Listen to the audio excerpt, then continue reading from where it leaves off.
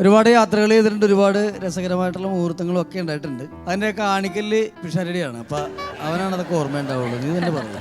അല്ല, വളരെ കൂളായിട്ട് ഇപ്പോൾ ഒരു അനുഭവം പറയാം. ഞങ്ങളൊരു ഹോട്ടലിൽ താമസിക്കുമ്പോൾ ഇവൻ അവിടുത്തെ ടർക്കിക്ക് നല്ല ഘനമാണ്. ഇവൻ അതെടുത്ത് എടുത്ത ഏകദേശം മുണ്ടെടുത്ത പോലെ ആവും. പക്ഷെ ഇതെല്ലാം കൂടെ ചുരുട്ടി ഇവിടെ കുത്തി വെച്ചിട്ട് ഇവിടെ മുറുക്കാൻ പൊതി വെച്ച പോലെ വലിയൊരു ബൾജിങ് ഒക്കെ ആയിട്ട് പുള്ളി ഫോണുമായിട്ട് വരാന്തയിലേക്ക് ഇറങ്ങി നിന്ന് ഫോൺ ചെയ്യുക. ഇത് റൂം അടച്ചു കഴിഞ്ഞാൽ പിന്നെ പുറത്തുനിന്ന് തുറക്കാൻ പറ്റൂല, അകത്തുനിന്ന് തുറക്കാൻ പറ്റുള്ളൂ. അപ്പോൾ ഞാൻ നമുക്ക് വരാന്ത കാലിക്ക് ഇടയ്ക്കാണ്. ഇവൻ്റെ മുണ്ട് പറിച്ചുകൊണ്ട് ഓടിയാലോ എന്നൊരു രസം എനിക്ക് തോന്നി. ഞാൻ ഓടിച്ചെന്നിട്ട് ഇവൻ്റെ മുണ്ട് ഒരൊറ്റ പറിക്കൽ പറിച്ചിട്ട് ഞാൻ ഓടി. സാധാരണഗതിയിൽ ഈ ലോകത്തുള്ള ആരാണെങ്കിലും എന്നൊക്കെ കാണിച്ച് ഇങ്ങനെയൊക്കെ വലിയ അത്ഭുതം കാണിക്കുമല്ലോ. ഞാൻ ഓടി ഡോറ് പുറത്തടച്ചിട്ട് ഞാൻ വരാതെ നിൽക്കും. ഞാൻ നോക്കുമ്പം ആ ഫോൺ അതേപോലെ ചെയ്തുകൊണ്ട് ഒരാൾ ഇങ്ങനെ ഒരുത്തന്റെ മുണ്ടഴിച്ചുകൊണ്ട് പോയി എന്നുള്ളതിന്റെ യാതൊരു ലക്ഷണവുമില്ലാതെ ഇവൻ ആ വരാന്തയിൽ നിന്ന് ഫോൺ തുടരുകയാണ്.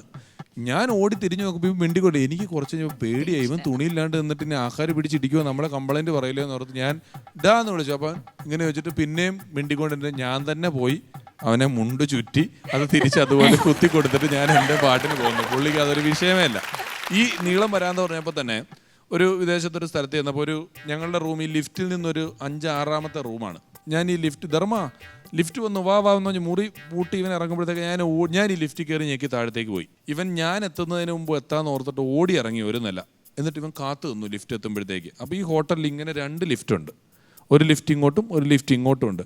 ഇവൻ വന്ന് നിന്നത് ഓപ്പോസിറ്റ് സൈഡിലെ ലിഫ്റ്റിന്റെ മുന്നിൽ ഇങ്ങനെ നിന്ന് പേടിപ്പിക്കാനായിട്ട്. ലിഫ്റ്റ് അങ്ങ് തുറന്നതും ഇവൻ എന്നും പറഞ്ഞൊരു ശബ്ദം ഉണ്ടാക്കിയപ്പം ഒരു അറബി ഫാമിലി അതിനകത്ത് നിൽക്കുവാണ്. ഞാൻ ബാക്കിൽ വന്ന് ഡോറ് തുറക്കുമ്പോൾ കാണുന്നത് ഈ അറബി ഇവനെ പിള്ളേരൊക്കെ കൂടെ കരയും അറബി. ഇവനെ ചീത്ത വിളിച്ച് ഇവൻ ഓടി. സംഭവം എന്ന് വെച്ചാൽ 3 ദിവസം ആ ഹോട്ടലിൽ തന്നെ താമസിക്കണത്. അതുകൊണ്ട് ഇവന് 3 ദിവസവും ബ്രേക്ക്ഫാസ്റ്റ് കഴിക്കാൻ രാവിലെ വരാൻ പറ്റില്ല. ഈ അറബിയും കുടുംബം അവിടെ ഇരിക്കുന്ന കാരണം ഇവന് ഞാൻ എടുത്ത് റൂമിൽ കൊണ്ട് കൊടുക്കുകയാണ് ചെയ്തത്. കാരണം ഇവനെ പിടിച്ചു കഴിഞ്ഞാൽ വലിയ പ്രശ്നമാണല്ലോ.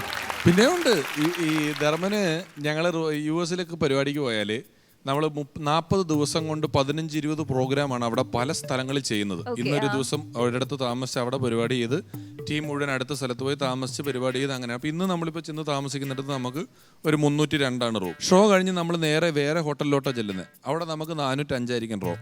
ആ ഷോ കഴിഞ്ഞിട്ട് നമ്മൾ വേറൊരു സ്റ്റേറ്റിലേക്ക് ചെല്ലും. അവിടെ നമുക്ക് ചിലപ്പോൾ വേറൊരു റൂം നമ്പർ ആയിരിക്കും.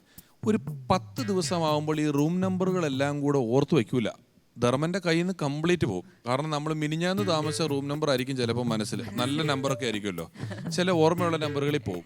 അപ്പോൾ ചില റൂമുകളിൽ ഷോ കഴിഞ്ഞ് വന്നിട്ട് ഏതെങ്കിലും ഒരു റൂമിൽ ഒരാളുടെ റൂമിൽ എല്ലാവരും കൂടെ കൂടിയിരുന്ന് വർത്തമാനം പറഞ്ഞ് ചെറിയ സ്മോളൊക്കെ അടിച്ച് കഴിഞ്ഞിട്ട് അവനവൻ്റെ റൂമുകളിലോട്ട് പോകുമ്പം ഇന്നലെ താമസിച്ച ഹോട്ടലിൻ്റെ റൂമിൽ ഏതോ ഒരു റൂമിൽ പോയി രാത്രി തട്ടി ഉറക്കത്തിൽ നിന്ന് എണീറ്റ് വന്നൊരു സായിപ്പ് ഡോറ് തുറന്നപ്പോൾ ഇവൻ മുഖം ഒന്നും നോക്കാണ്ട് നേരെ ആ മുറിയിലോട്ട് കയറി ആ സായിപ്പ് ഇവനെ തള്ളി പുറത്തേക്കിട്ട് വാതിലടച്ച് റിസപ്ഷനിൽ വിളിച്ച് പറഞ്ഞ് ആരാണ്ട് കള്ള മുറിയിൽ വന്നെന്ന് പറഞ്ഞിട്ട് അവർ CC ക്യാമറ നോക്കിയിട്ട് ധർമ്മനാ വന്നതെന്ന് കണ്ടുപിടിച്ച് പരാതി വിളിച്ച് പറഞ്ഞു. പറഞ്ഞിട്ട് കാര്യമില്ല. കാരണം എന്താണെന്ന് അറിയാമോ, ഈ വിദേശത്തൊക്കെ പോയി കഴിഞ്ഞാൽ ഇവനെയും സായിപ്പിനെയും കണ്ടു കഴിഞ്ഞാൽ മനസ്സിലായി മാറിപ്പോകും. ഇവൻ തന്നെയാണെന്ന് പറഞ്ഞ് സായിപ്പിന്റെ മുറിയിലേക്ക്